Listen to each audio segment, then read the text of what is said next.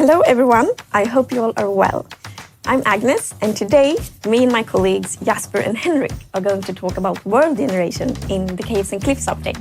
We're going to talk about the new caves, cave biomes and mountains. I hope you all will enjoy it. When we make a new update like Caves and Cliffs, it's a long process. I would say we start about 1.5 years before the planned release, at least. And we start, of course, just defining a theme. But quite early, it's time to decide approximately which features we want in the update. So one thing we work with is, for example, player styles. Identified quite many player styles, actually. We also think it's important to find a balance between reward features and journey features. So journey features, they are features that improve the journey, maybe when you are looking for a reward. And it can, for example, be new biomes, like the lush caves and the gypsum caves. And reward features, they are more like actual rewards, the things you're searching for. It could, for example, be a new mob or a block that you can use for something cool. And we have learned that when an update have a really good balance between these two different kinds of features, that often is a fun update. And fun is, I mean, that's the ultimate goal. It should be fun and lots of player delight. Hello, I'm Henrik. I'm on the gameplay design team here at Mojang. And what I do is basically design and build the features in the game. The main thing that tells us a feature is good is when we can't stop playing it ourselves. When we're playtesting something, for example, I'm in the caves and I can't stop playtesting, I'm just finding an excuse to run around just a little bit more. That's the main symptom of that we're onto something.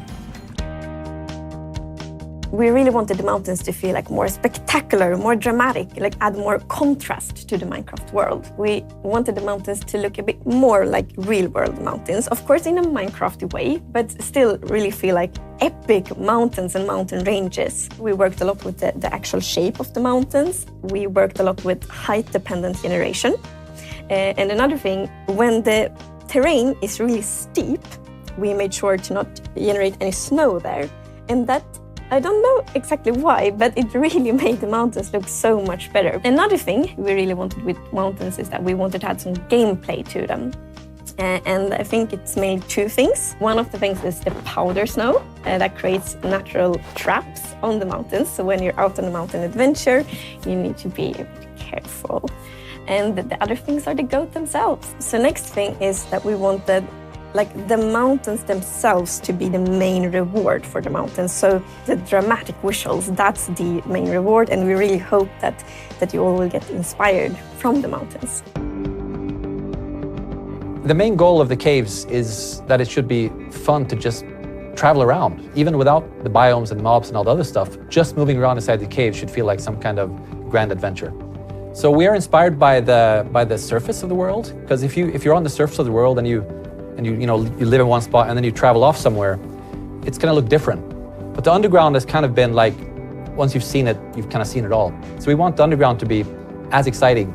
So when you travel off, you should be like, wow, look, a waterfall or an underground lake or some huge cliff or a really tiny cramped cave. And another thing is we want the caves to be realistic, but not limited by realism. So it shouldn't feel like you're on some other planet or like in some other dimension. It should be overworld, but we also want to kind of be able to put in some elements of fantasy or exaggeration. To find inspiration for the caves, I did some traveling, mostly in my memories, because I've traveled quite a lot in the past and seen some pretty cool caves in different countries, particularly New Zealand, South Africa, and the West Indies and Spain, and also here in Stockholm. And also the game itself is actually a source of inspiration. Just tinkering around with the code, trying things and noticing like, wow, look what happens when we add water to the caves. It just made a huge difference. Or when we add, really huge caves to contrast with really small ones. When doing a cave update, we want to have caves for all kinds of players. And the lush caves are the caves that are supposed to feel a bit more welcoming, a bit more safe, more light compared to most of the other caves. Hey, I'm Jasper. I'm the lead artist on Minecraft. That means I oversee the art and the visuals of the game. And I'm going to be talking about the art in the new caves. The lush caves is something you want to build in because it's so green, it's so nice. there's water, and there's, of course, the axolotl. Lush caves don't really exist in real life because the sunlight doesn't get into caves, but in Minecraft, we like to bend the rules a bit. So for this lush caves, we wanted to have a cave that was full of plants, brimming with life. So we decided to have these massive lush vines everywhere, hanging everywhere, covering everything. We have added glowberries into the vines. So the lush caves is a very bright and nice looking environment. We have the new addition of bushes. This is an interesting model because it's a block that also has a plant inside of it. We've made these because we didn't want to have trees in the lush caves because that would be literally copying the overworld into the underground, and we want them not to be as similar. So we've decided not to have any trees in the lush caves. We wanted the lush caves to feel a bit humid, like an actual cave with moss and stuff. So we've decided to have like small layers of water everywhere, lush green caves, and a lot of grass.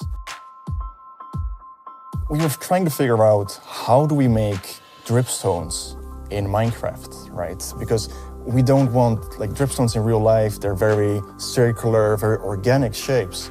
We were trying to figure out how do we make this in Minecraft? How do we make this work? And the first thing you might go to is just like, oh, we'll just make blocks. We just like stack blocks together, and it's gonna look great. But I think that has too much detail, and it's a little bit too literal. In Minecraft art, we try to make the shape in a box. We don't try to make the shape with boxes. We've decided to make it a plant shape because plant shapes in Minecraft are already very organic. So how can I make the dripstone fit with more blocks in the area? So the granite is red, right? And I thought maybe it would make more sense for the dripstone to be brown because brown is a neutral color, just like gray stone. So I decided to make it brown because it also fits very well with the sand and also dirt and many other blocks. So a question that I get very often is, what are spaghetti caves and cheese caves?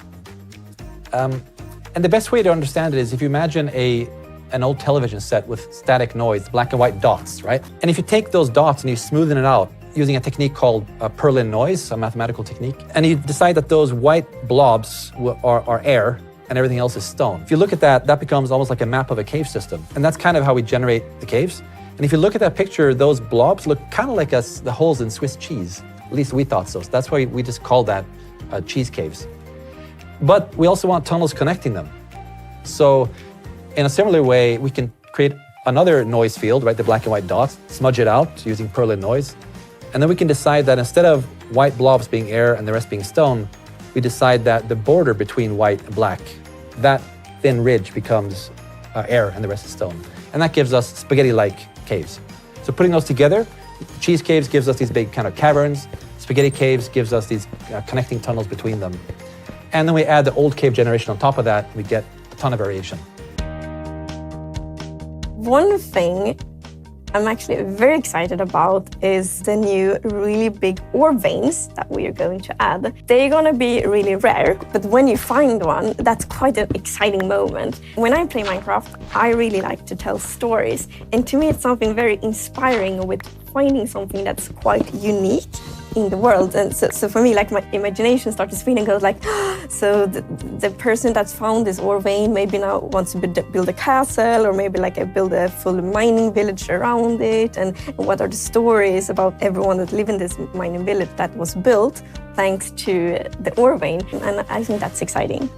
This update has been kind of tricky because we're changing basically everything about how the world is generated in Minecraft. But two of the main challenges, especially for caves, has been world height, first of all. We're making the world higher and lower. So the y-coordinate starts at -64 instead of at 0, and then extends to much higher than before. And that's hard because there's so much code that assumes a certain world height. We have to change so much code and do so much testing and fix so many bugs. Plus performance. A bigger world means more stuff going on, more stuff to load, and that can slow things down. So that's one challenge. The other challenge is water levels. We love local water levels. They're really cool. You get lakes and waterfalls. But it's really tricky to deal with when these different water levels meet. How do we avoid walls of water, for example, and things like that? I've been making textures for a long time now, and the hardest part of making textures is making flat textures, like the polished granite or andesite or diorite. You know, it's really hard to have a flat surface that has quite a lot of detail. Like imagine just a rough stone surface. It has very tiny specks of like crystals or glass or sand. And in Minecraft, the textures are very tiny, like we have really big blocks, so it's like super hard to fit that like into a flat texture. It's important to try to include as many voices and as many diverse voices as possible, and also preferably as early as possible in the process of crafting an update. So, and here of course the community is super important, because we are very thankful that we have such a huge community, and it's a diverse community, and really getting input, feedback, suggestions for the community means a lot. Because for us, it's important we create something that truly is for everyone. I want the players to be like, wow, this is amazing. And I think with the Underground update, we really did that. So upgrading the Underground was such a nice experience, such a cool experience.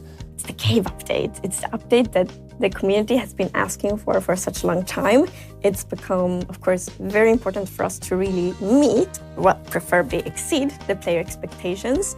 And I really feel proud how we all have got together and really tried to achieve that. And I feel proud. I feel we have a very good update and a good set of features with a lot of variation and with something for everyone. I really hope that you're all really gonna enjoy the Caves and Cliffs update, and that it will inspire you to play Minecraft in your own way.